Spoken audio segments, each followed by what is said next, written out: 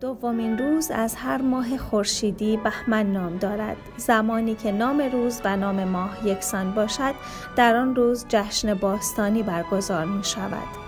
امروز دوم بهمن جشن باستانی بهمنگان گرامی داشته خرد و اندیشه نیک بر همگان شاد باش باد. بهمن با ریشه اوستایی وهومن یکی از امشاسپندان نزدیک به درگاه اهورامزدا است. وهو به معنای نیک و منه به معنای منش و اندیشه است. بنابراین وهومنه یا بهمن به معنای اندیشه و پندار و منش نیک است. بهمن به عنوان یک نام مردانه محبوب در ایران استفاده می شود و نشان دهنده آرزوی نیکبختی و دانایی برای فرد است. بهمن امشاسپند پاسبان چارپایان سودمند است و به همین دلیل زرتشتیان در این جشن از کشتار حیوانات سودمند و خوردن گوشت آنها خودداری می کنند. بهمن در فرهنگ ایرانی با نمادهایی چون شیر و تخم مرغ و گاو پیوند دارد.